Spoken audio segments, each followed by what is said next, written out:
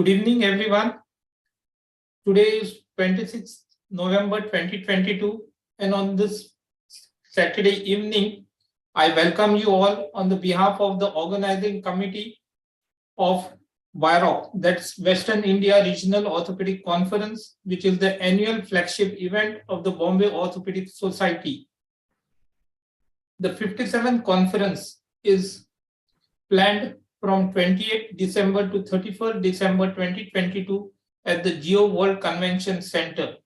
The first day will be virtual day, followed by the next 3 days, which will be a physical event at the Geo World Convention Center.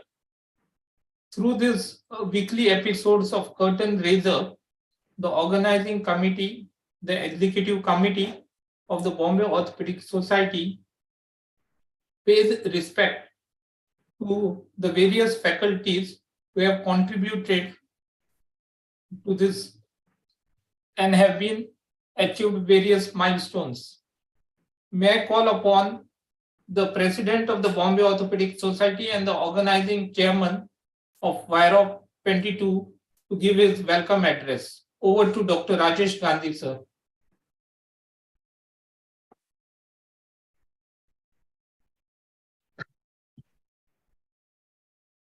Dear teachers, my colleagues, and the senior members of Bombay Orthopedic Society, I welcome you to the second episode of Curtain Raiser or WIROC 2022. Bombay Orthopedic Society was formed in an era when there were no computers, there were no internet, there was no social media. The learning for the resident doctors or the young orthopedic surgeons was by books and by the teachers. Our teachers have played a huge role in shaping what we are today and what we are going to be tomorrow.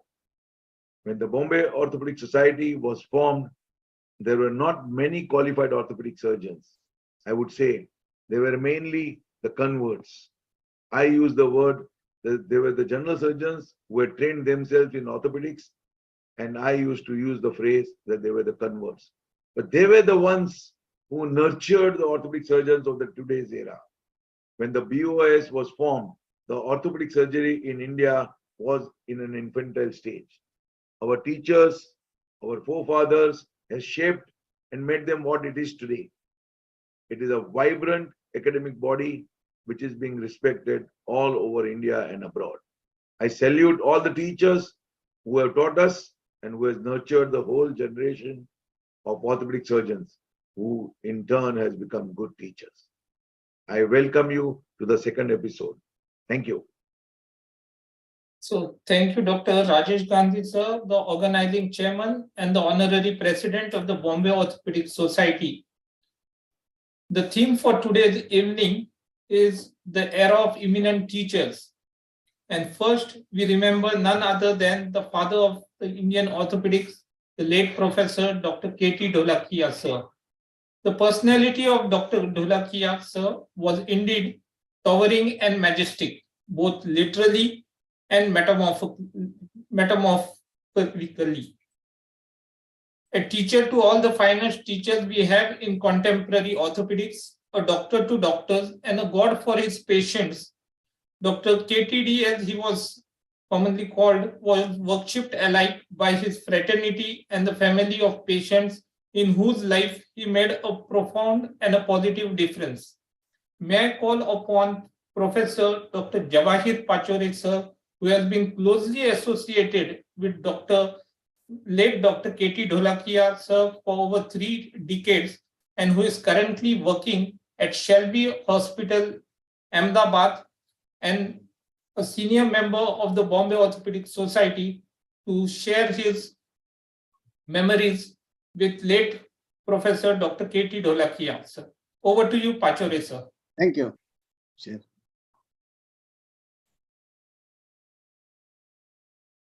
Yes.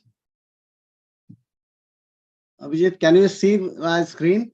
Yes, sir. It's visible as well as audible. Okay. I must thank Bombay Orthopedic Association for this opportunity.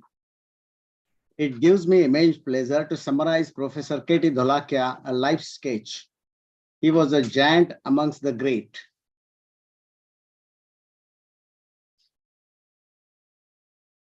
Yeah, it is not going forward.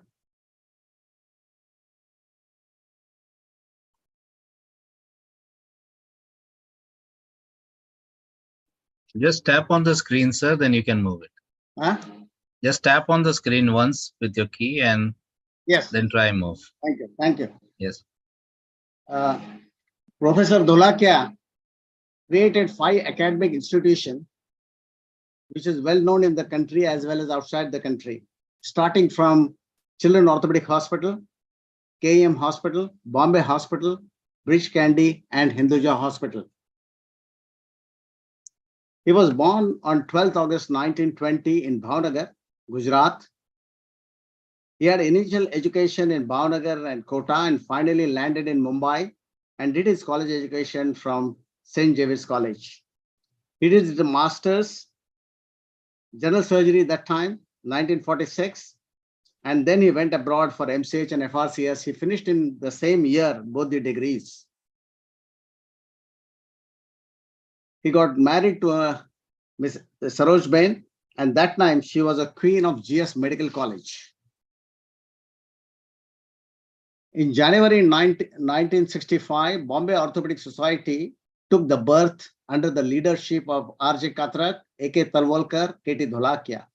There were 7 attendees of Bombay Orthopedic Club that was converted into a society. He practiced in the prestigious building, Patel Chambers, Opera House, where all the top surgeons and physicians had their own chambers. He was the president of various organizations. He was the first Indian to be a president of SICOT from 78 to 81, and before that he was vice president. He received numerous awards. Some of the prestigious awards were the Dhanvantari Award, International Master Surgeon, which is extremely rare. He also received Orthopedic Surgeon of Millennium Award from SAARC countries. Before he died, he also received a Lifetime Achievement Award from Dr. C.S. Ranawat. He was a great academician and delivered many orations, lectures in India and abroad. Government of India recognized his contribution, and it was 1973 he received a Padma Shri Award.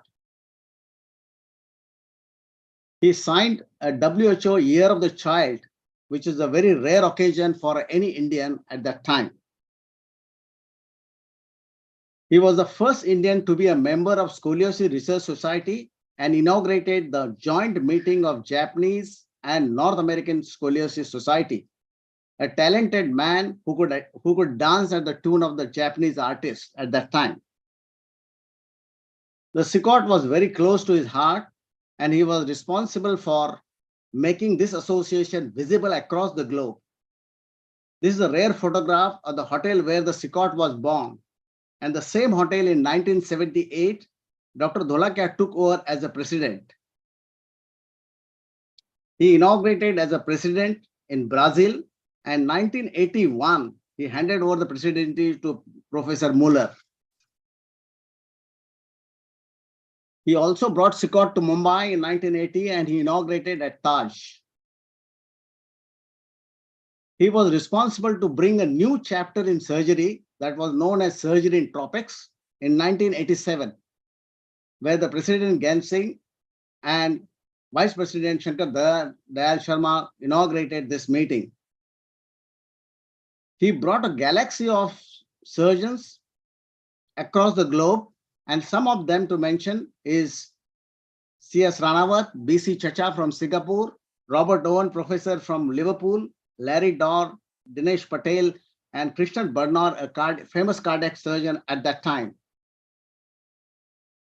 His Bombay hospital team always respected him and celebrated always on the 12th June every year his birthday.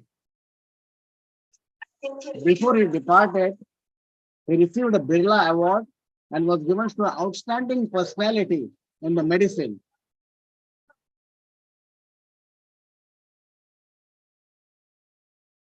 I cannot forget to mention the personality who supported Dr. Dholakia throughout his career. A lady behind nobody than Dr. Mrs. Sarojben Dholakia. She sacrificed her career. She never practiced her gynecology because of his work. Dr. Junjunwala was associated right from 1962 till Sir was alive. And he was the main surgeon who assisted Dr. Dholakia all the time. Dr. Malhotra spent his lifetime. Dr. C.G. Pradhan worked very initially, and then he separated out as an independent surgeon. I joined him 1976 till 2004. Chetan Unadkar and Prabhakar Dholakia was also one of the team member of KTD. We cannot forget the other side of the specialty, that is anesthesia, and who was the part of the team of Dr. Dholakia.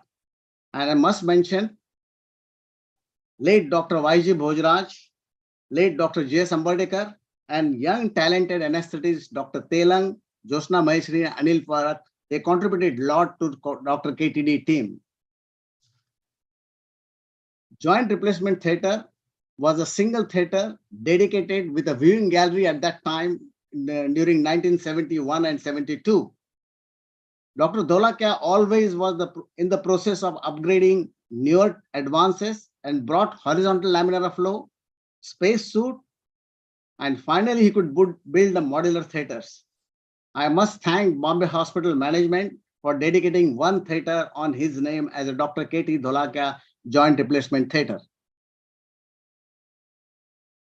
No surgeon can remain top for 50 years without his skill. And some of his surgical patients, I would like to put it, he was very fond of pediatric work, and he started with the pediatric practice. Look at the radial club hand and what he corrected. Grossly deformed CTVs, and look at the follow-up of almost 15 years follow-up of that with a normal feet. He operated 7 children from the same family, clubfoot, all the 7 clubfoot. And he almost did more than 3,000 CTVs during his career. He was a great reconstruction surgeon. You can see varieties of reconstruction he did, a lot of polio work, limb lengthening, and work. He could do it. He's also responsible to bring our technology in this country, and look at the result of some of his patients. He was one of the pioneers to start the scoliosis work in India. At that time, only posterior surgery was common. He did a youngest child as a subcutaneous Harrington rod technique and with a fetal graft added during that time. And John Hall was responsible to bring the technology for the scoliosis work. He also was a surgeon who started a tumor surgery way back in 1980s. One of his patients at 20 years follow-up of survival of osteosarcoma, I have to do an amputation because of some reason and not because of the recurrence. 1972, he acquired the original set of replacement set, John Chandler's set, but we got it from Frank Stinchfield from USA surgeon for some technical difficulty. He had always a team approach, and this team was known as a KTD team. And we did around more than 3,000 total replacement in that team. And this was a team which was named as KTD team. This was the first THR at Bombay Hospital in November 72, post-acetabular fracture. That was a technically difficult fracture at that time. And this is 22-year follow-up of that patient. And it happens to be a father-in-law of Dr. Mukhi, a well-known orthoplastic surgeon. These are his patients who had a 45 years of follow-up, had one revision because of the polywear and not because of the loosening of the component. He had a magic hand for cementing the acetabulum and the femur. Many surgeons had a different opinion regarding total hip replacement in a younger group of patients. He believed in a quality of life and always felt that the revision will be possible in near future, and this is today's reality. This is one of his patients at the age of 19 years, DDH with osteotomy, and he had courage to do this surgery. And after 2 revisions, look at the 46-year follow-up of this lady and a quality of life what this lady has achieved, even though she had two revisions. We looked at the long-term results at 25 years of follow-up with the excellent survivalship of these components. During his time, he did the largest number of ankylosing spondylitis in the world and put a radiological classification in the literature. 1976 onward, he started doing a knee replacement, and Dr. Ranawat was responsible to bring the technology at that time. And this is a lady of 20 years follow-up of one of his patients with no loosening of the component in spite of total condylar design. We are able to start KTD orthoplasty fellowship, and this still continues. And this is the first batch. He always wanted to bring a new technology and travel a lot across the globe. And due to his dynamic personality and knowledge, he was able to bring the great surgeons to upgrade our knowledge in this country. Robert Salter came in 1977, and he did 2 osteotomies, Salter osteotomies, and I was lucky to assist one of them. Professor Muller, Professor Weller, Wagner, European group, very close to him, and he were able to help to conduct various seminars, live surgeries, and workshops. During 1985, there was a difference of opinion in a few European surgeons, and Dr. Dholakia was responsible to bring them together. I cannot forget the resident staff who worked with Dr. Dholakia throughout day and night to care his patients. And under Dr. Dholakia as a resident, it was prestigious for anyone. I must thank Dr. Jhunjhunwala, who has kept Dr. Dholakia's academic activities under the Dr. K.T. Dholakia Trust. Mike Wableski, when I met Dr. Dholakia during 1980s, and Mike Wableski also visited Bombay Hospital in 2006 and 7, and he did a grand show of surgery. And you look at the hip, which was operated by a master from Chandler Group.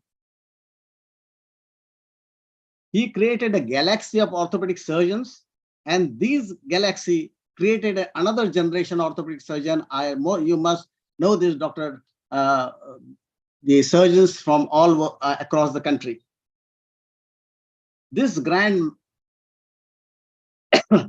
departed on 17 June 2004. I'd like to share a short documentary film about this legend.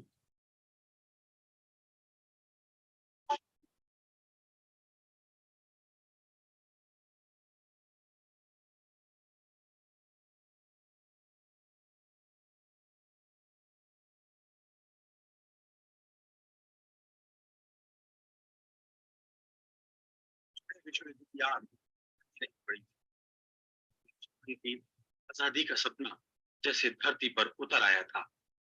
गुलामी की जंजीरें तोड़कर बच्चा बच्चा देश पर कुर्बान हो जाने के लिए बेताब था। ऐसे माहौल में जब नौजवान डॉक्टर केटी ढोलकिया ने पीड़ित मानवता की सेवा का संकल्प लिया, तो ये कोई आसान काम नहीं था।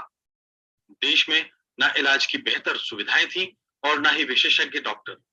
कदम कदम पर मुश्किलें थी और इलाज के लिए लोग इधर से उधर भटकते थे। Yes, it is almost 55 years.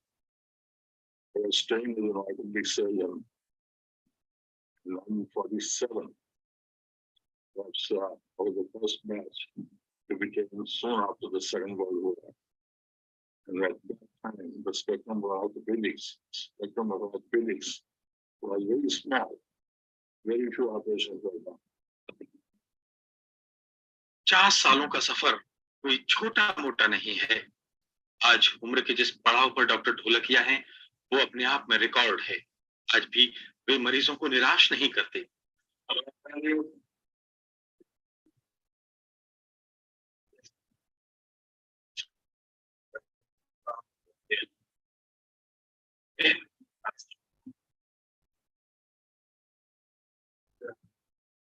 Bombay hospital में आज भी उनकी व्यस्त दिनचर्या है।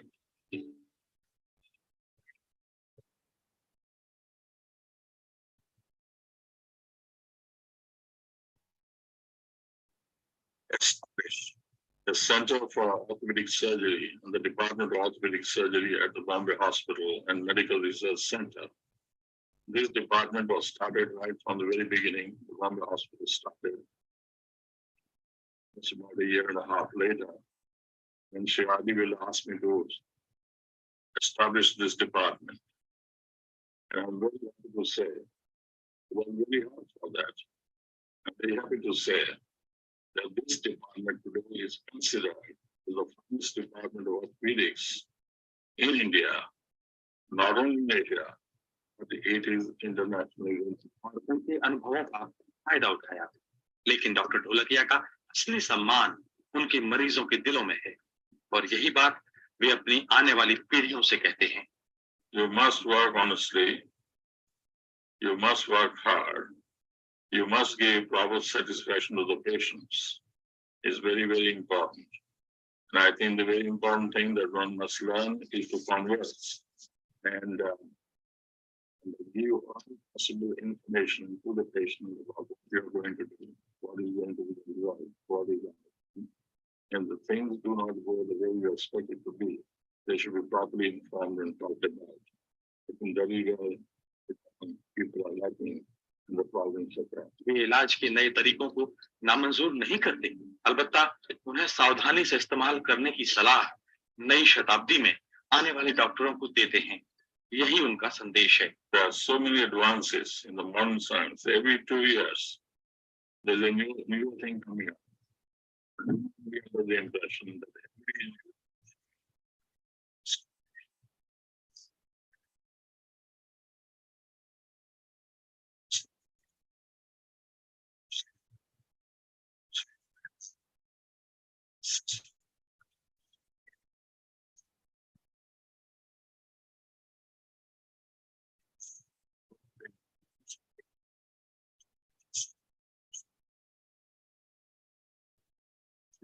is fun.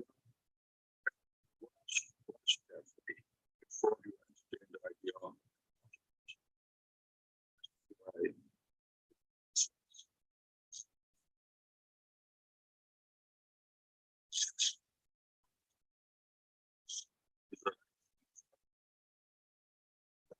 क्या पूरे देश को गर्व है आप पर, गर्व है अपने आप पर, जो हम इस सफरनामे के सबूत के तौर पर मौजूद हैं. हम Thank you for the attention. Thank you. Thank you. Thank you, Dr. Pachore, sir, for this wonderful illustration of the life sketch of Dr. K.T. Dholakia, sir. Late Dr. K.T. Dholakia, sir, was the past president of Bombay Orthopedic Society, Indian Orthopedic Association, CCOT, Associations of Surgeons of India, Indian Arthroplasty Association, Indian Arthroscopy Society, Indian Foot Society, and Association of Spine Surgeons of India. Indeed, his personality was towering and majestic. The organizing committee of WIROC Max 2022 is indebted to Dr. Pachore, sir, for joining this program and sharing a wonderful life sketch of Dr. K.T. Dholakia. We move over to the next eminent teacher of our episode, and the next teacher is none other than Dr. B.B. Joshi, sir. He was a gifted hand surgeon of his era. There is no greater reward for a doctor than being looked up by his patients, and one of his patients had fondly named his son after him. He ran his hand surgery unit at MGM Hospital, Parel, which was always buzzing with distinguished visitors. His legacy continues today in the form of JES fixator, Joshi external stabilization system fixator, which is commonly used for various open fractures in the body. Every international journal in 1970 published his path-breaking work, and in fact, some of his pioneering work continues to be cited in all the landmark articles even today. To take us back to through the memory line, we have with us none other than Dr. Sudhir Warrior, who was associated with him for a long time. Dr. Sudhir Warrior is a noted hand surgeon and is the ex-president of Bombay Orthopedic Society. Can we have the talk from Dr. Sudhir Warrior, sir? आज तुमने क्या सीखा? Every evening on our return journey for 9 years, Dr. Joshi would turn around in the car and ask me, आज तुमने क्या सीखा? It was his way of finding out whether the day was productive and a way of looking back on the day's work to understand what was happening. And I had to come up with an answer every single day. Dr. B.B. Joshi, Brij Bhushan Joshi, completed his MBBS in 1950 and he did his MS in 1954 from Grand Medical College, and he was the first MS orthopedics in the entire country. He then moved to Irvine Hospital, now known as the LNJP Hospital in Delhi, where he learned a lot of spine surgery, got interested and mastered spine surgery, and then moved in 1962 to the MGM Hospital, where he did a lot of spine for these workers with a lot of back problems. But he also found that there's a ward full of patients with upper limb hand injuries from the industries, and he wasn't moving very far ahead with those patients. And so he began to develop hand surgery, and that's where I came across this genius in my early career. 12 years after he moved to MGM Hospital, he was visited by none other than Guy Pulvertaft. Actually, Dr. Ankia too did not know about Dad at that time, So he brought him there to the hospital, and he couldn't imagine that there was a 30-bedded hospital, 30-bedded ward, which was exclusively on hand surgery, because being an ESIS hospital, MGM had all the cardiac injuries, the industry people came in, and they were very bad injuries. And when he saw how splints were made for the patients in the side ward, he was just so impressed that he was printing a book. He was the editor of Robin Smith, the edition. He asked them to hold on to the printing, and then he introduced this chapter, which was actually edited by Mr. Pulvertaft himself, because Dad was not a great writer, but he had all the material with him. The flow never stopped. While we were with Dr. Joshi, we had Varshil Wood, Dror Peli, Bruce Connolly twice, Hae-ryong Song from South Korea, and a host of others who came repeatedly to see him. I remember one dressing that I had done on the rounds. Dr. Joshi looked at it and said, "Ye kisne kiya?" And I owned up and said, "Sir, ye maine kiya." And he said, "Dressing aise nahi karte." And then he proceeded to call for the trolley and got the dressing done by himself. And then he put his arm on my shoulder, and he said, "Take a step back when you finish doing something. Look at it and think whether you can say with pride that I did this. And if you can, that means you've done that job to perfection." An absolutely shining pearl that I still continue to have as one of my targets for anything that I do. Anything you do, step back, look at it, and with pride you should be able to say, "This is what I did." Well, I learned my dressing art from him. Wonderful small things about how you can get the hand into a functional position with very simple material in the most elegant and lovely way. And once dressings were done, I remember those days from 1965, for about 27 or 28 years, that Dr. B.B. Joshi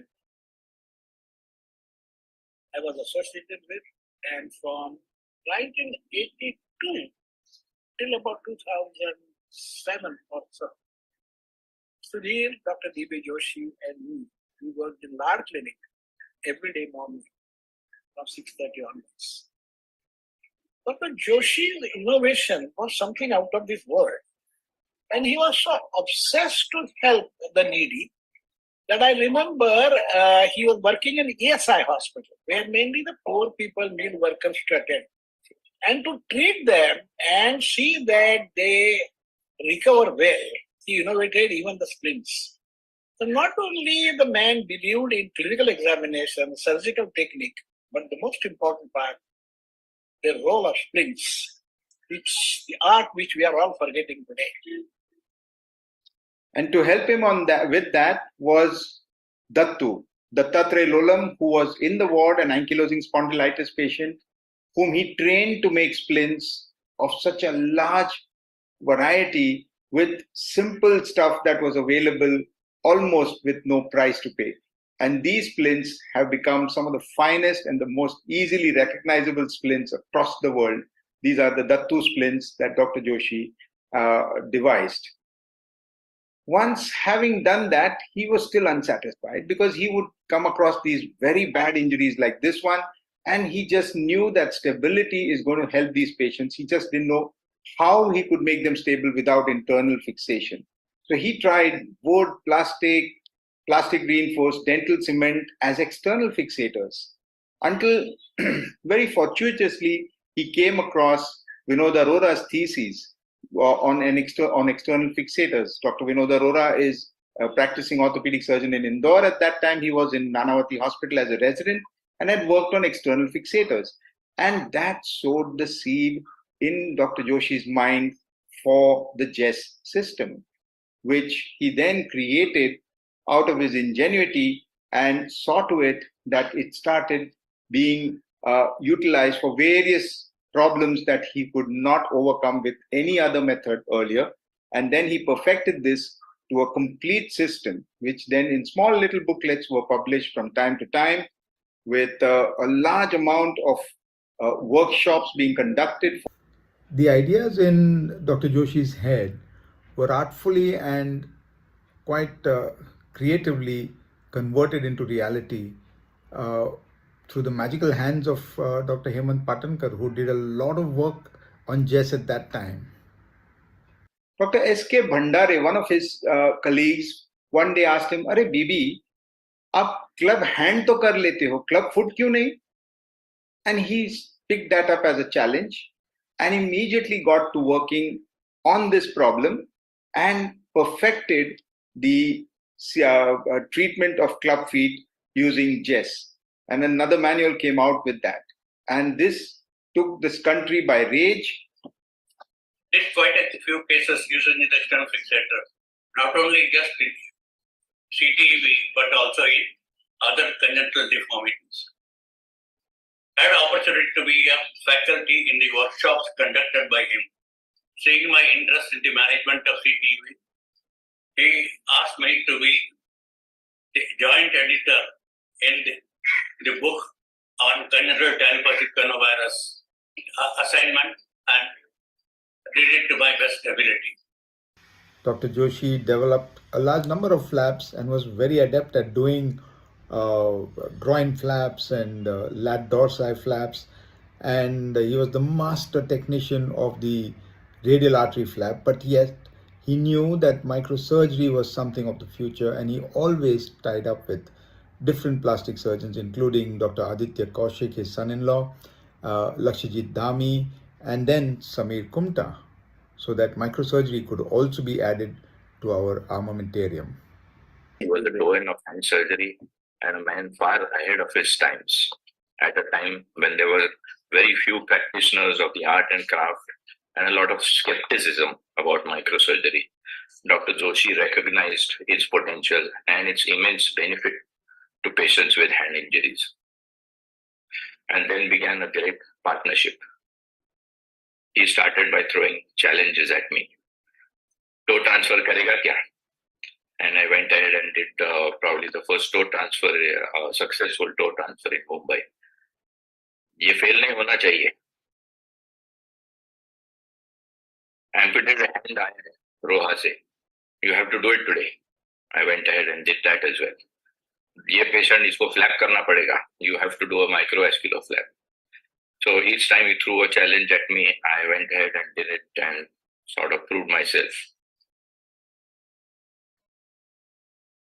So, starting with a very simple problem of having noticed many hand injuries in his ward, he had now created a system where he could stabilize these, He involved plastic surgeons to get wonderful flaps that he was not skilled enough to do, because these were specialized surgeries which he thought that would be better dealt with by plastic surgeons, got them into it, got the splints going, and injuries that were before this time considered to be ready for amputation were now being converted into very useful earning hands.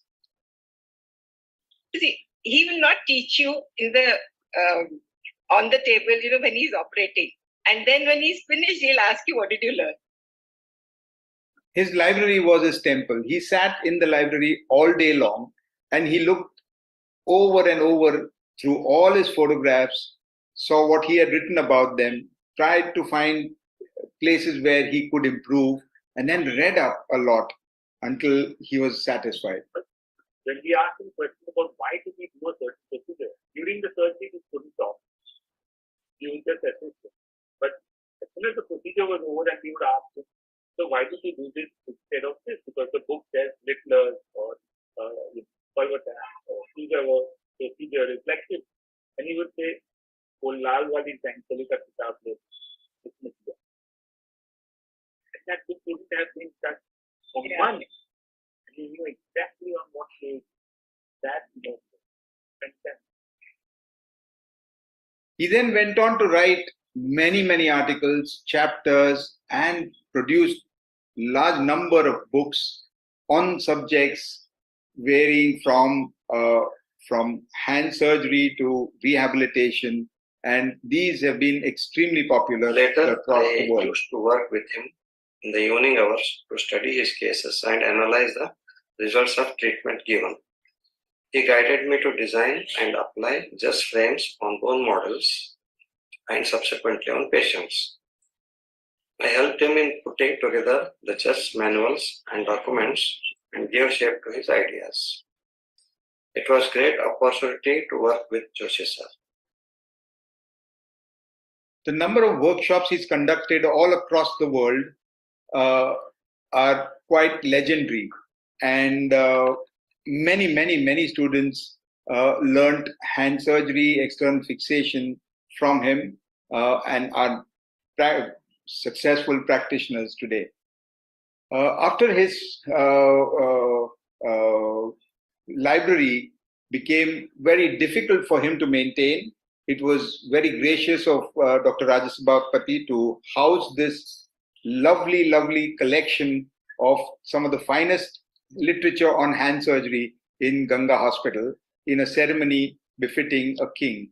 And this is now housed in Ganga Hospital, and any one of us can actually go there and learn or read and see and pick Dr. B.B. Joshi's mind even today. Well, he had a very wonderful, happy family life, and here's what Sandhya has to say about that. Satisfied person in his personal life, and the one credit because of that, is my mom.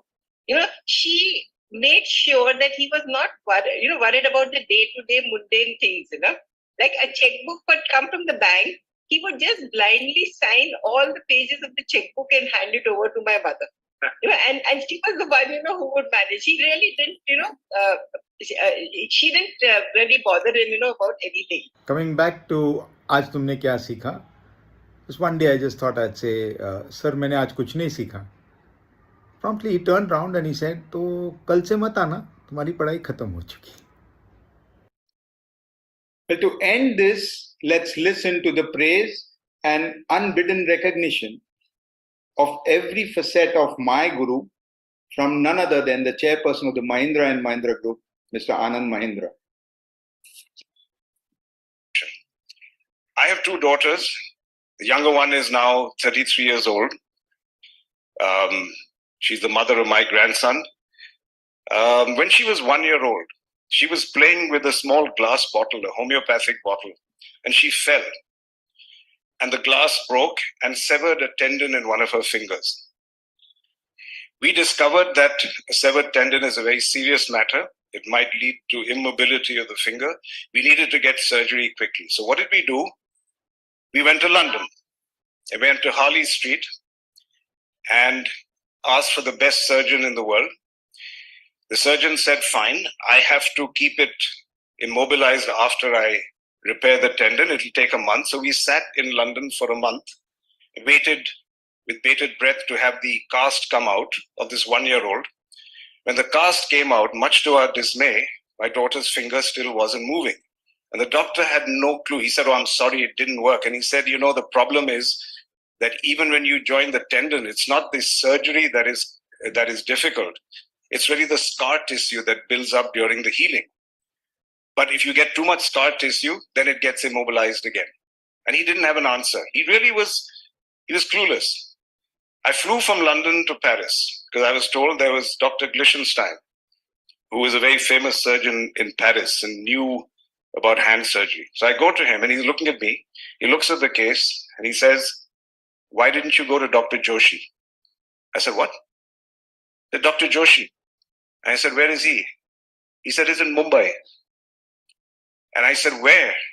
He said he looked up his diary and he said he has a clinic in Worli, 5 minutes from my office. I go to Dr. B.B. Joshi, one of the most humble people I've ever met. He said, "I'll fix her." He took her into surgery. This is what he did to solve that problem. The surgery, as I said, was not the difficult part. When the surgery came out, he put a cast only up to the wrist. And as you can see in this diagram up here, he put a band, just a band on her wrist. He took a hook, the kind of eye hook that you find on a woman's blouse, and he sewed it into her fingernail. And then he put an eye hook in that band. He took a simple rubber band and he just put a rubber band between the finger and that band. What was his goal? His goal was to provide just enough flex so that the finger would heal, but there would be gentle movement enough not to allow scar tissue to immobilize it again. My daughter's 33. She plays the piano with that hand today. That's Dr. Joshi. This man passed away some years ago. His daughter called me up, unheralded, no hero. I don't even think he got any Padma Award. He was world famous. And his daughter asked me, "Can I publish his monographs?" And I said, "It's the least I can do." I published his monographs. But he's died unsung.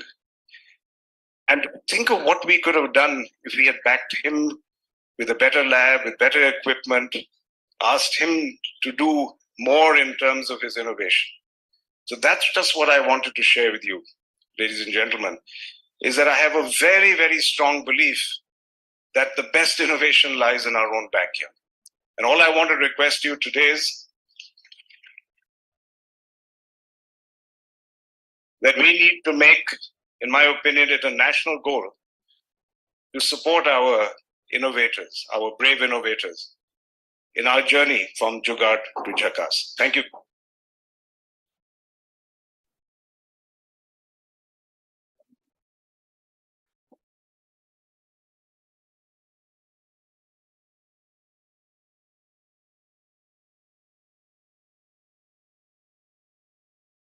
So thank you, Dr. Warrior, sir, for that wonderful talk.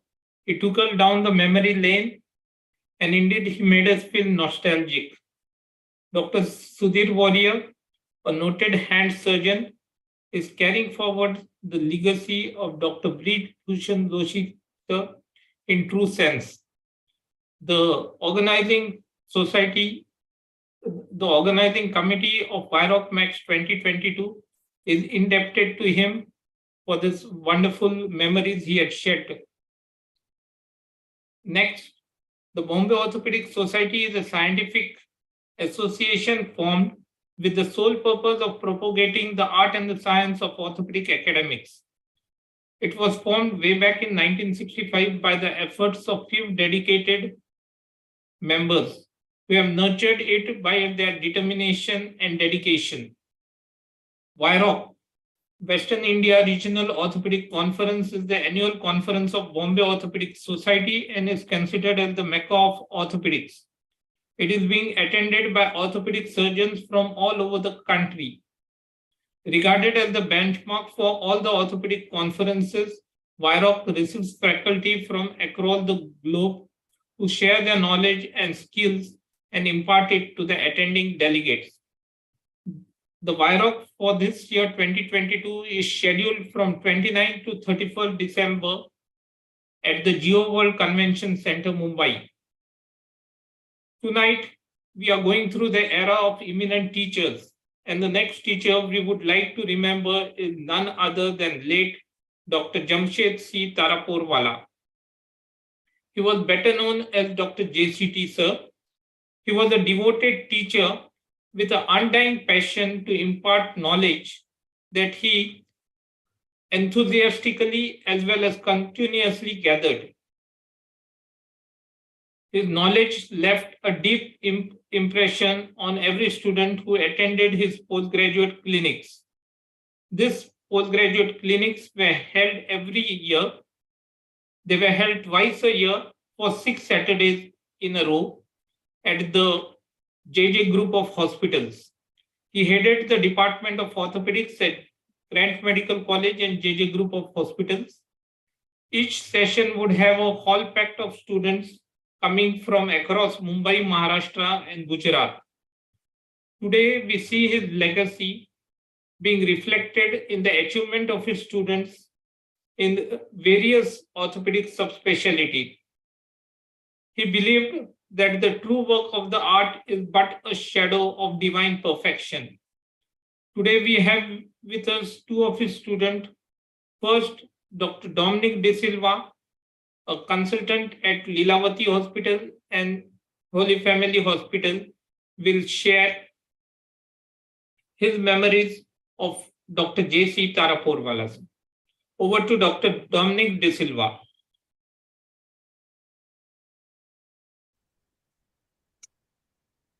Okay, I think I must thank the Bombay Orthopedic Society and in particular the organizers of the WIROC 2022 for asking me to say a few words to a great teacher, a great mentor, and later on a true wonderful friend.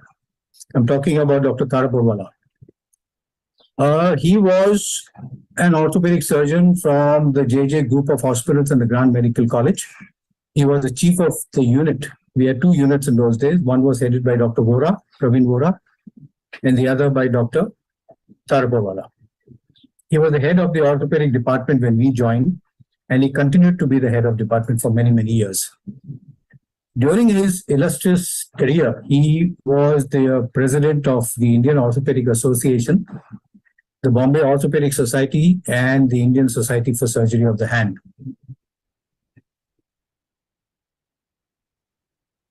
During his period, in fact, before we could join as residents, even a house surgeon, there were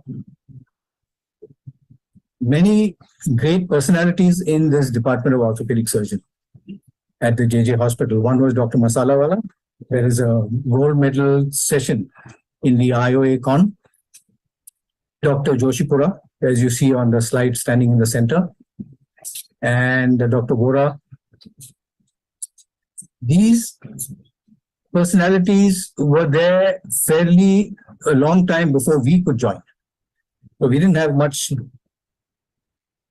interaction with Dr. Joshipura, a little bit with Dr. Masalawala, because he would continue to come to the JJ Hospital whenever we would call him for complicated spine surgeries. I was very privileged to have worked with him as a registrar first for 2 years, subsequently as a lecturer in his unit at the JJ Hospital, and finally as an associate professor for a little more than a year.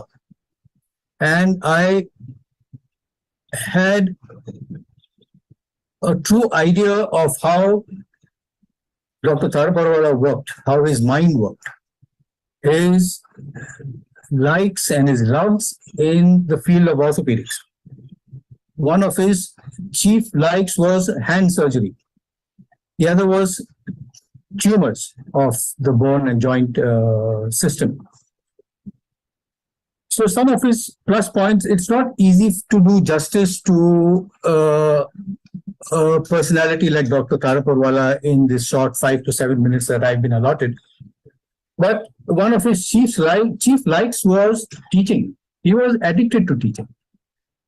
He would teach us whether we liked it or not, on our rounds, after our rounds, during surgeries, in between surgeries. He would continue to elaborate on certain simple things which are not written in textbooks. One of the most important things he would stress on was clinical basics, the examination of patients, conversing with patients, explaining to them their disabilities and their issues.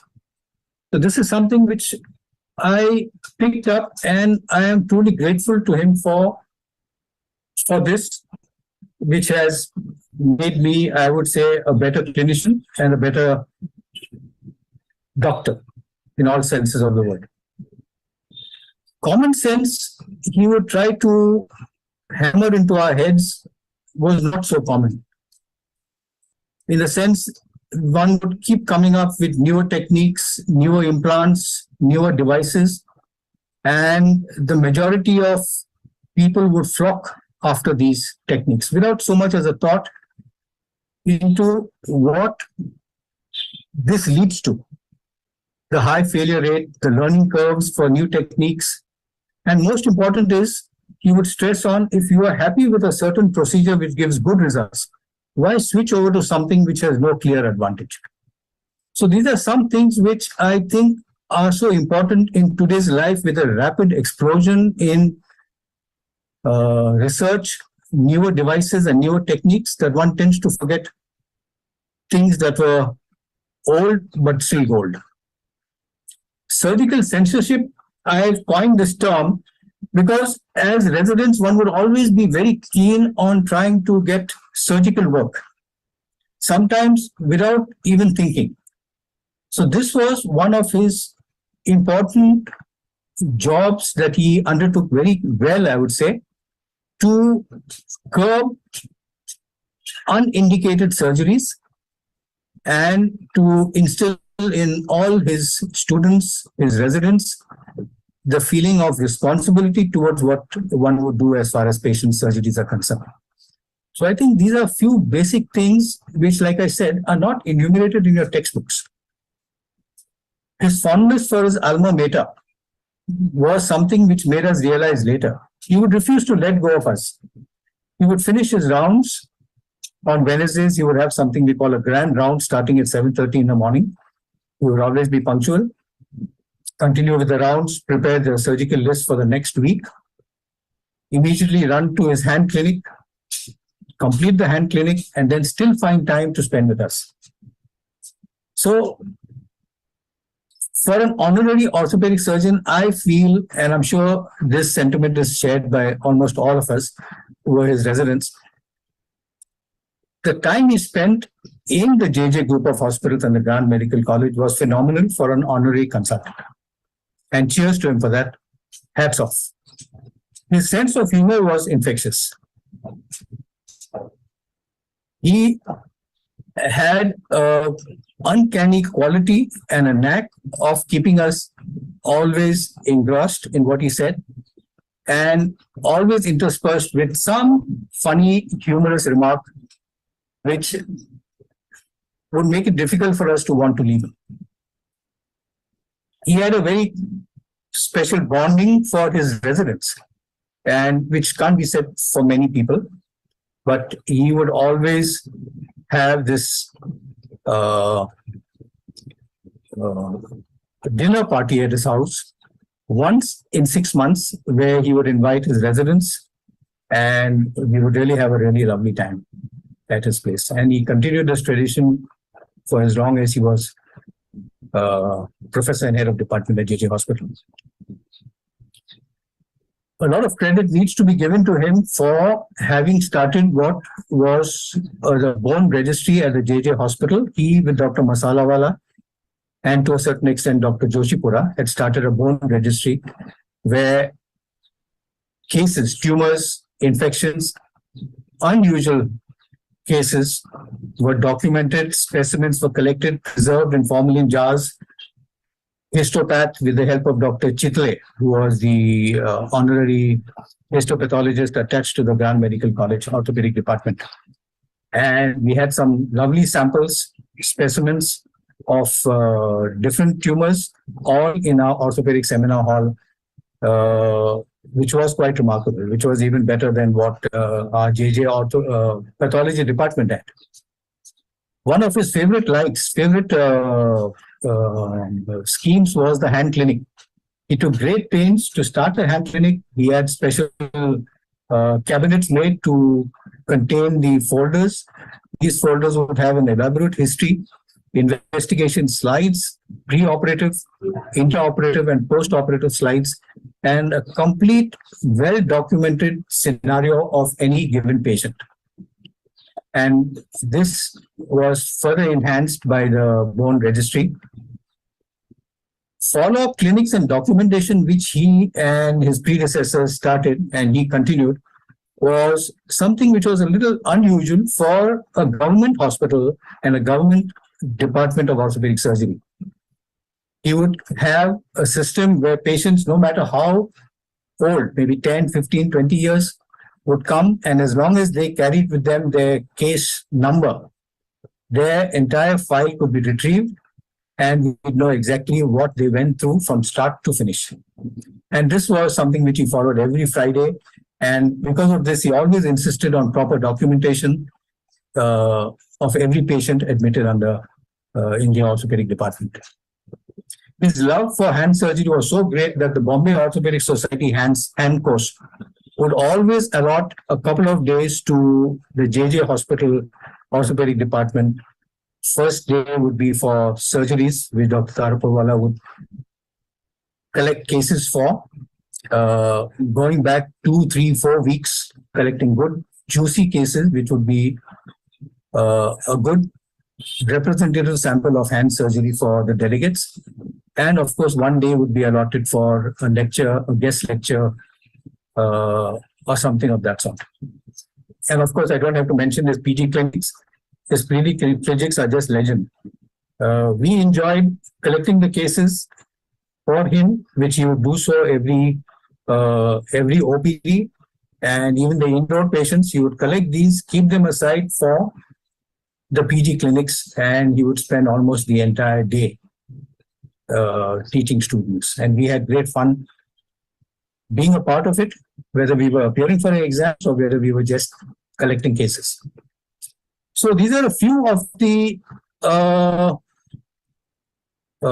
points which stand out in my memory, and this all in addition to what he would do as a clinician attached to the hospital: rounds, OPDs, surgeries, plus administration as the head of the department. So you can imagine the amount of work this gentleman did. His legacy still lives on in the form of the Bombay Orthopedic Society, JC Taraporvala PG clinics, which are actually a hit. And also hats off to those who helped to continue this: Dr. Karkhanis, Dr. Rujuta Mehta, Dr. Benoti, and the others. Also, the way his students conduct their practices, their lives, using his philosophies, which I enumerated earlier, I think that's another way by which his legacy will live on and continue to live on. I thank the BOS again for giving me this privilege. Thank you. Thank you, Dr. Dominic De Silva, for taking us down the memory line. We have another student of late Dr. JC Taraporvala, who will be sharing his memories. That it's none other than Dr. Shakir Kapadia, the professor and the head of the department at Saifi Hospital, Mumbai. He is also a JJ alumni and a student of Dr. JC Taraporvala, sir. Over to Dr. Kapadia, sir.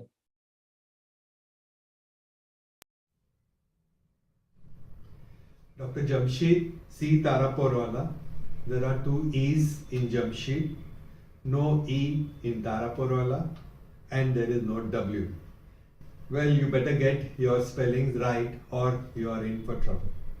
Raymond designed safari suits, spotless shiny shoes, smart dark rimmed glasses, well balanced on his elegant Parsi nose. Well, that was always JCT for you. 6 Saturdays, every 6 months he conducted PG clinics in the orthopedic seminar hall on the second floor of the JJ Hospital main building. Started on the dot of 2 and wound up around 7. Well attended by budding postgraduate orthopods, not only from Mumbai, but also from other far off places. Each case was carefully screened, selected, investigated by boss himself, and properly noted in the small black diary that he carried in his pocket and neatly written in his gold and black pen. So many cases from his private clinic, and patients waited patiently for their turn for discussion. Always just and fair, all the students got equal attention. Maybe our friends from KEM Hospital across many bridges in Bombay got a few extra comments, but then that was a part of his fun. It has been such a long time, but all of us who've attended the PG clinics, I'm sure, remember this. The nameless, ageless hermaphrodite, the Otto Gravedigger syndrome, and the famous orthopedic hospital in Lalunagar with its 2 ward boys, Dhondu and Pandu, and how they expectantly are waiting with a bucket and a bottle when the surgeon is doing an excision biopsy of a swelling, and the surgeon knows that he has to go for histopathology and not in the bucket. The horse blinker attitude, dhapnias, as boss always said, do not waver from the topic when you're giving your exams, don't wander here and there. JCT was a teacher in the true sense. Your time with him was always a learning experience. Organization of clinical meetings, workshops, postgraduate exams, all planned, executed with precise military discipline. I follow the same in Saifi Hospital today. I do not know many examiners who would actually fail their own registrar. He did, and with all fairness and well justified. The ward rounds would start promptly at 7:30 a.m. on the dot. The ward round would be a grand affair. The sir would be there, Dr. Hakim, the reader, the lecturer, 3 registrars, 2 housemen, intern, the sister in charge of the ward, the physiotherapist, the orthotist, the social worker, the secretary, the lab technician, and a ward boy with a bowl of Dettol solution and a white clean towel neatly hanging on the left forearm. The OT list would be planned, who will operate, who will assist, a small break of coffee, and he would go to the hand clinic, which is an orthopedic feast. Mrs. Taraporvala, Matty, as boss always addressed her in front of us and otherwise, was such a charming, caring, dignified lady, a perfect match, who always made a point to remember your name and a small word for you. A perfect hostess, 2 dinners every year, lovely, sumptuous Parsi food prepared at home, partly by his cook Albert, who had bilateral excision arthroplasty hips, but walked without a Trendelenburg gait and equal limb lengths. And not to forget Ringo Taraporvala, his dog, who was a very close family member and passed away when we were still in JJ at that time. Boss would always come at 7:30 a.m., but on a couple of occasions he came at 7 in the morning. So for us residents, it was that half an hour was very critical and killing. So something had to be done. So I called up madam and spoke to her, and of course she said, Kemche Shakir, how is everything? So I told her, madam, jara last day Wednesday, sir, jara thoda 7 vage avi rya chhe. Oh, samajh to nathi. And that was it. And next Wednesday, boss walked in at 7:30, a pretty stern looking face, but then by the time the round went on, everything was well. Research, library visits, and we had to present our work at WIROCs regularly, no excuses.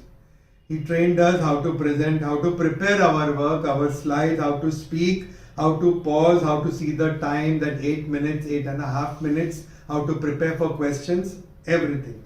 Every time a new drug, a new implant came, boss was always very firm that don't think that you are old fashioned and you don't know anything. Wait, let other people use it, let them make the mistakes. If it last time, then you can use it. Even after he left, we kept in touch, had dinners together with him and the rest of us, and talked about old times, new developments with which he was always keeping abreast. Golden words of advice, care and affection, Dr. Jamshed C. Taraporvala. You will live forever in your students and their students too. Adieu, sir. When we had his farewell, we prepared a small booklet. Some of you might be having it, I don't know. I'm just sharing a picture of that with you. I'm sure you can see it quite well. A short history, as boss always said, and we are the other side, all of us have signed, and this was suggested to us by Dr. Ashok Johari. So this was the system apparently at the MCH course, and Ashok thought that why not we also implement it. Okay, I'm sure all of us have very fond memories of sir, and I think now we have to get ready for WIROC as it starts in December. Thank you very much.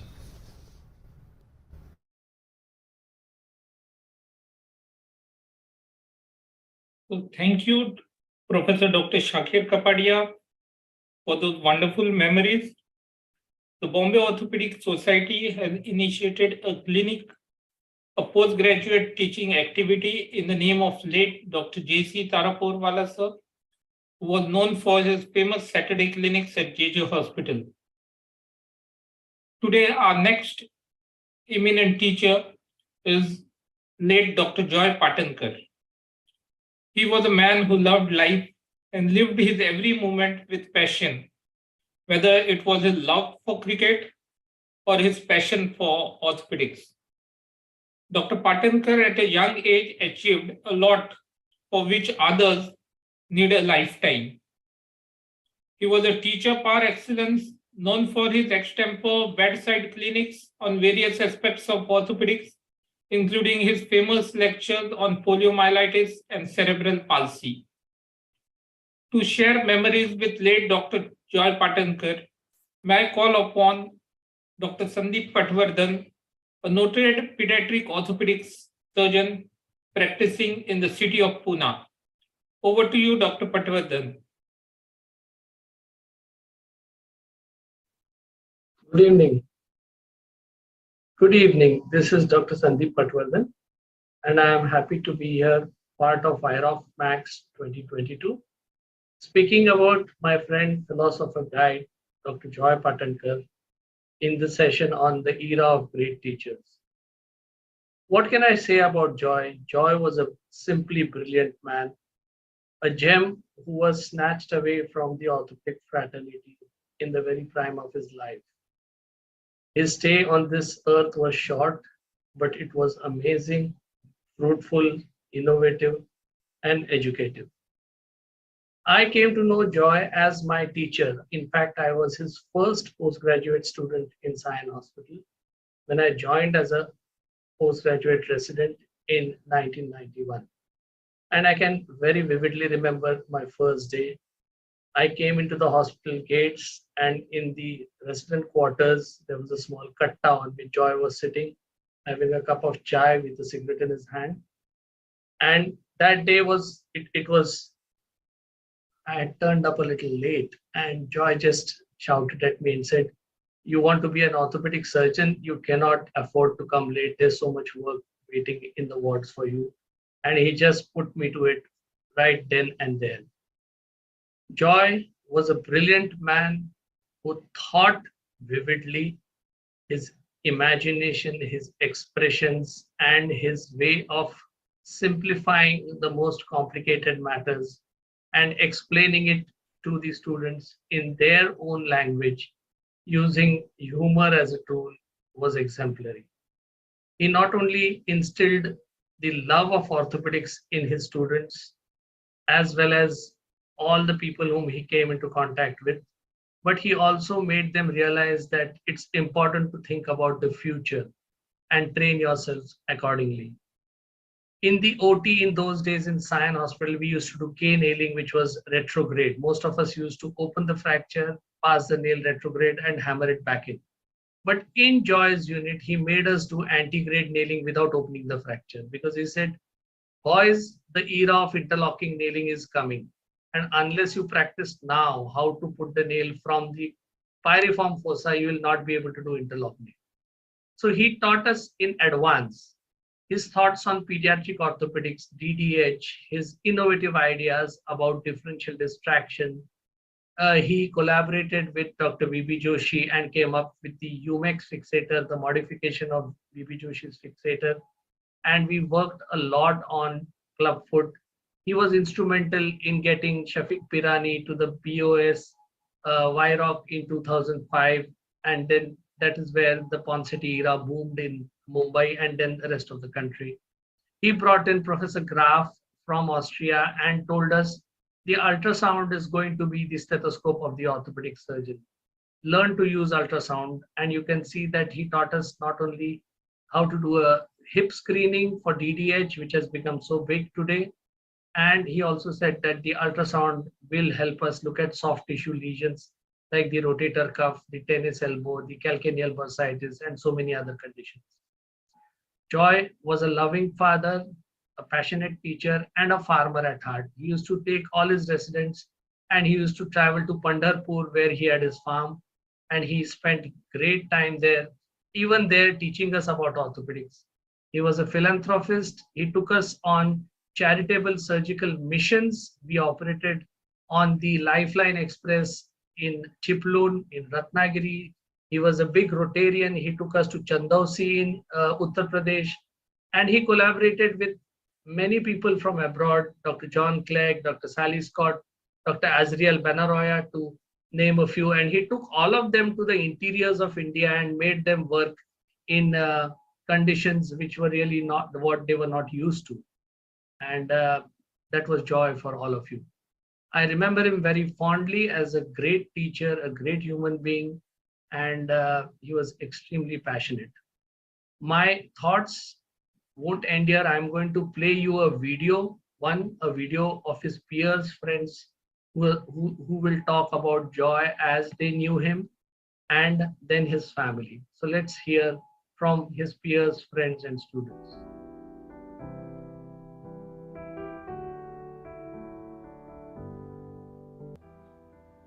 Joy was a man of all seasons, a multifaceted personality. He was very unassuming and could handle any orthopedic issue under the sun. Or why any orthopedic issue? For that matter, any issue. Was he only good in orthopedics? Absolutely not. Orthopedics, I feel, was just a small part of Joy's vast knowledge and his desire to learn new things every time. Joy was not only a great teacher, but a fabulous mentor for a whole generation of orthopedic surgeons who passed out of Sion Hospital. He lived by the principle that knowledge is something that needs to be shared, and when you share knowledge, your knowledge grows. Whether it was in our morning teaching sessions at Sion Hospital or the round table in the canteen in the afternoon, Joy was very opinionated, spoke with authority, and everyone around him listened to him and admired him.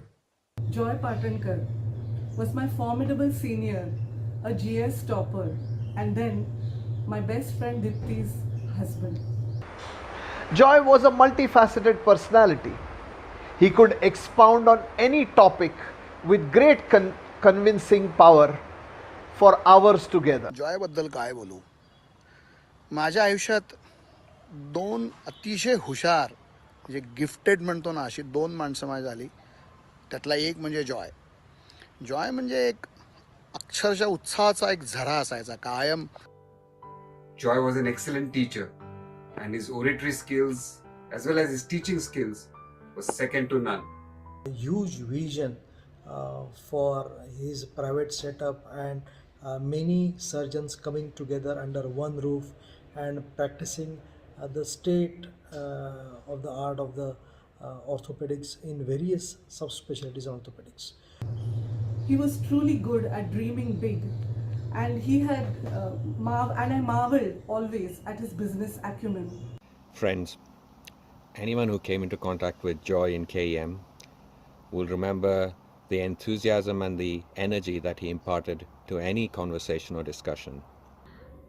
He was big, but his heart was bigger. Joy was a gentle giant with a larger than life personality, a very caring soul with an iron fist. त्यावेळेला तो इथे यायचा, operations करायचा, विद्यार्थ्यांना शिकवायचा आणि रात्री आमच्याबरोबर बसताना नुसती हसाहशी धमाल. I remember Joy, his minimum physical movement, his hearty laugh, the smoke curls, and his inability to absolutely tolerate fools. I found he had a passion for teaching, and he found that I had a passion for teaching. And he told me, Anagha, एक करायचं, शिकवण्यासाठी पैसे घ्यायचे नाही, दिल खुला शिकवायचं रेसिडेंट्सना. In the midst of a class, he would come up with Maharashtrian colloquialisms, which we used to call joyisms, which would make us roll with laughter. If a resident presenting a case was beating around the bush, Joy would say, Baap dakhav kiva shraddha kar, meaning either prove your point or bury the thought and move forwards. His largesse literally came through over a table which was laden with lot of food, drink, sparkling conversation, and then some more. And knowledge he did have, not just on the core subject of orthopedics, but on so many different diverse subjects, whether it was international history, whether it was Indian history, whether it was mythology, whether it was sports. Joy was not only a great teacher, a friend, but he was also a great family man. I remember that at least once or twice a week, he would take the morning off and would drive all the way down to Panvel to take his children for horse riding. It's been 15 years since Joy has left this world. But his memories, his teachings will always continue to guide me and all of us.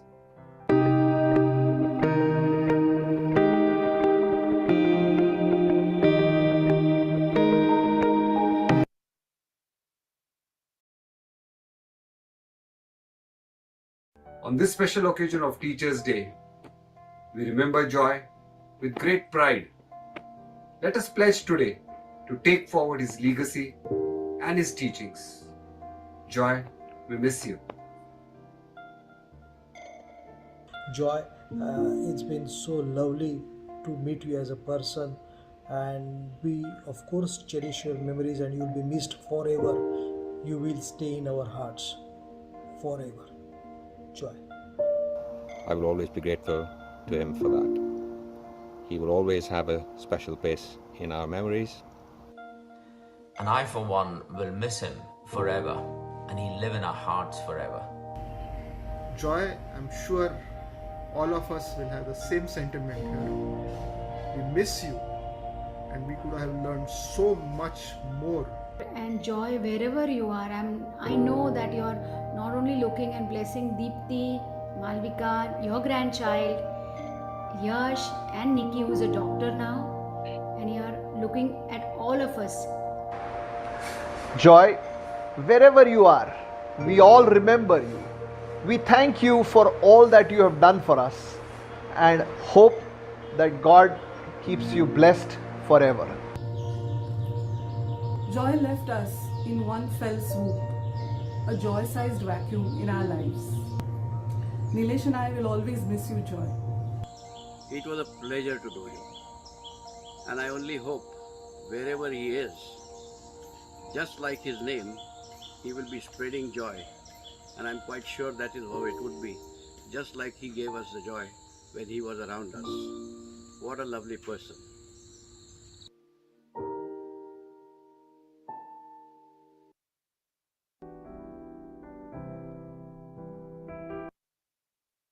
And that was Joy for all of you who didn't know him. A great teacher, a great friend, a great family man. And talking of family, I'll end this brief introduction and remembrance of Joy as a great teacher by a small 1-minute video by his children. अपूर्वकोऽपि कोशोऽन्यं विज्ञते तव भारती व्ययतो वृद्धिम् आयाति क्षयम् आयाति संचयात्.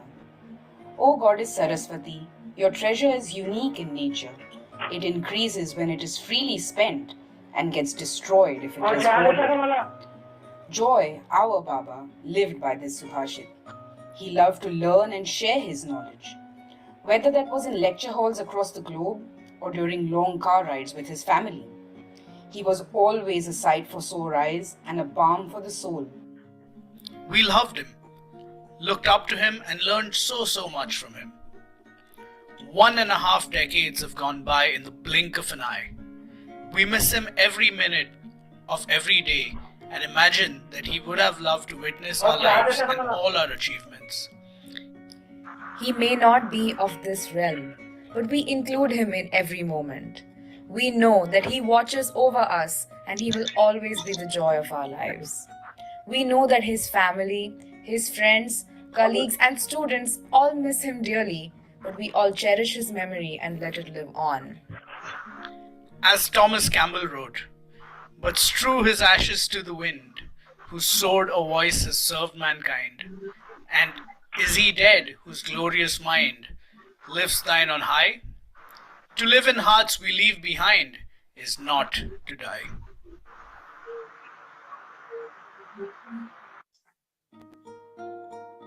With that, I would like to again remember Joy as a great person, and I would like to thank the Bombay Orthopedic Society sincerely for this opportunity to share this video about a great teacher, a great mentor. Thank you, Rajesh Gandhi. Thank you, Ashish Phadnis. Thank you, Abhijit Kale. Thank you, Dr. Sandeep Patwardhan, a noted pediatric orthopedic surgeon based in the city of Pune, for taking us down the memory line. Late Dr. Joy Patankar was an innovator and a thinker who was way ahead of his times. He conducted multiple workshops and teaching sessions all over the state for young orthopedic surgeons and those in orthopedics practice, especially in rural areas. The Indian Orthopedic Association has initiated Dr. Joy Patankar Gold Medal for Best Paper in the field of pediatric orthopedic and trauma at its annual conference. It is said that there is no substitute for hard work. Similarly, righteousness is a quality that cannot be learned or developed. It is innate and imbibed by the inspiration of teachers and mentors. This episode of today was created with the same mindset to inspire the young members of Bombay Orthopedic Society, who we believe will work hard. This is the only guaranteed path to excel in professional and personal life. May this episode inspire the future generations of orthopedic surgeons to inculcate clinical and other means to achieve scientific goals and strengthen this association. Before we come to close, may I call upon my colleague, Dr. Ashish Phadnis, the organizing secretary of WIROC Max, to update us on this year's conference and what's new over here. Over to Dr. Ashish.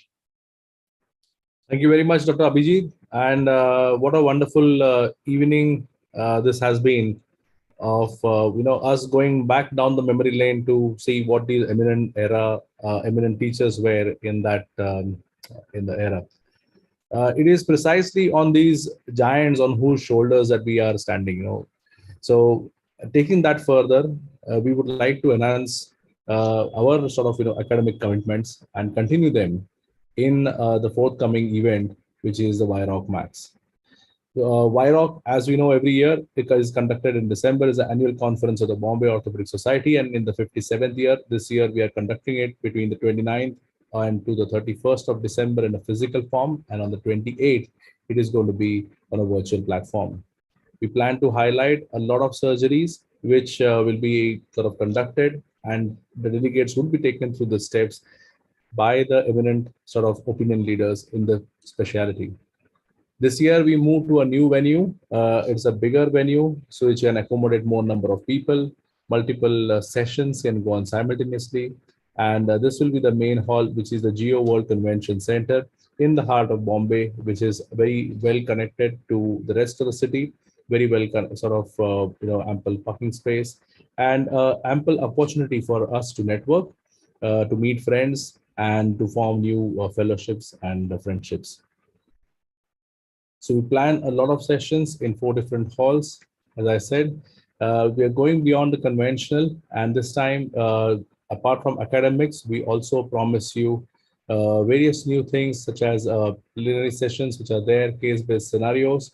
Moving a little bit away from the didactic lectures, we'll be having more number of workshops. For the technically or technologically inquisitive, we will have a robotic zone, a virtual reality sort of training zone. We received a large number of abstracts, which was a record number of abstracts over the last so many years, which only tells us about the popularity of the event, and we would leave no stone unturned to make sure that everyone has a sort of a presence, a voice in this particular conference. We have got a large number of registrations, and we are looking at a record number of registrations this year.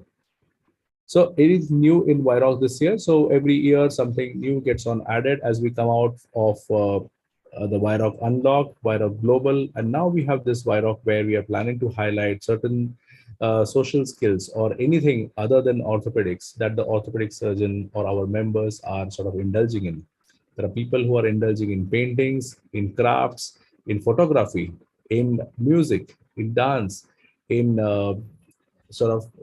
writing, poetry, literature. So we would like to highlight these. We would like to welcome our members to showcase their talents, to inspire and innovate, and sort of inspire and motivate the rest of us to sort of take these habits. There will be a hobby corner where these people who are sort of experts in their hobbies can guide the next generation or the other people who would like to take on these hobbies and sort of take them on. So we would be having a kaleidoscope and a sort of a hobby corner in the hall itself.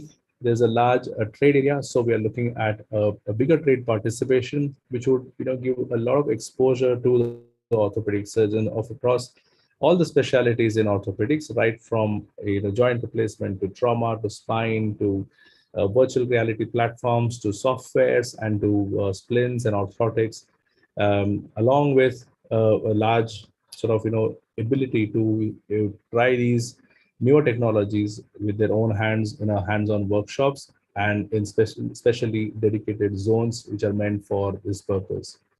Along with this, in the evenings we would have our sort of a entertainment program where we have taken care to ensure that the delegates would have their share of relaxing, unwinding, and meeting their friends on the 29th, 30th, and the 31st night.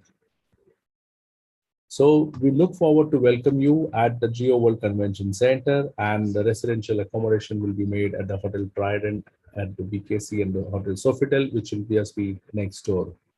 So having said that, on behalf of our executive council, executive committee, and the organizing team, we would like to welcome you all for the WIROC this year.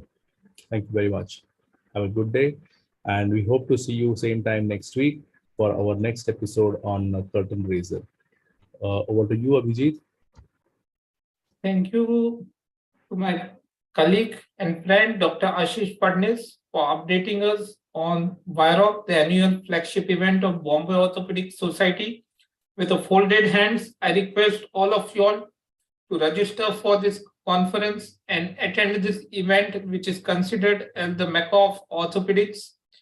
It's one of the most eagerly awaited event of the year.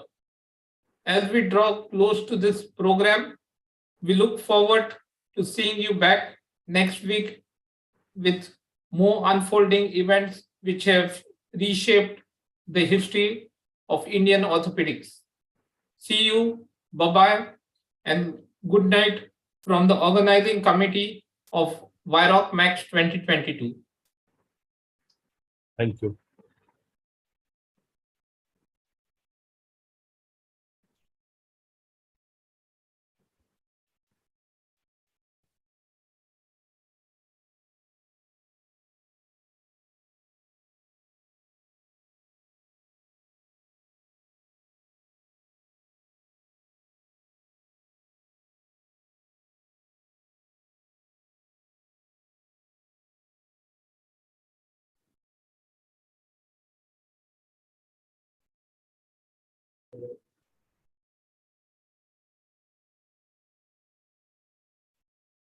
Hello.